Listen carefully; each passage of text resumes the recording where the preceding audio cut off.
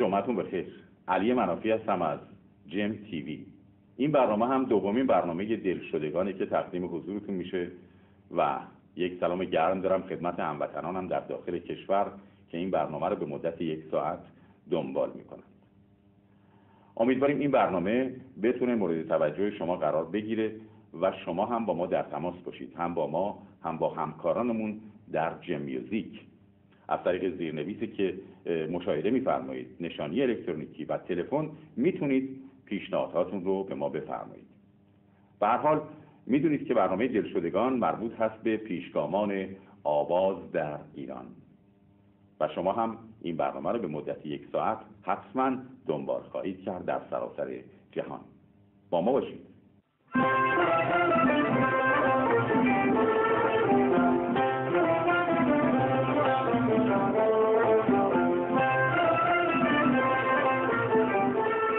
من غلام قمرم،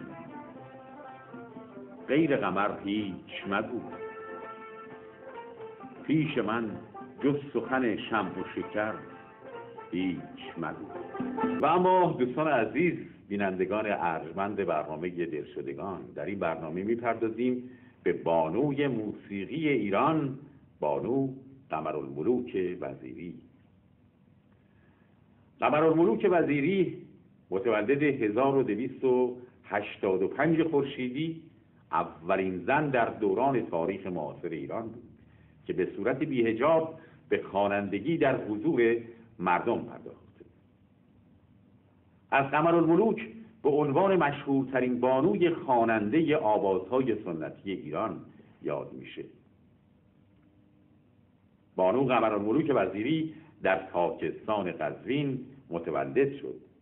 هنگام تولد پدر نداشت و در 18 ماهگی مادرش رو هم از دست داد و از این زمان تحت سرپرستی مادر بزرگش که روزخان زنان حرمسرای ناصرالدین شاه بود قرار گرفت.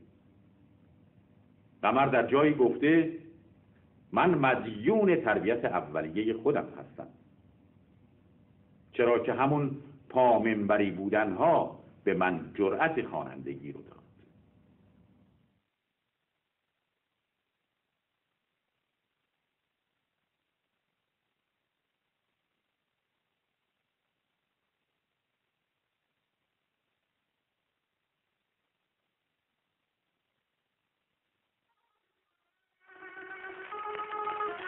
در جوانی بعد از آشنایی با استاد مرتضی نیدابود با ردیف موسیقی ملی آشنا شد و راهش رو برای کسب تجربیات از استادان دیگه هموارتر کرد.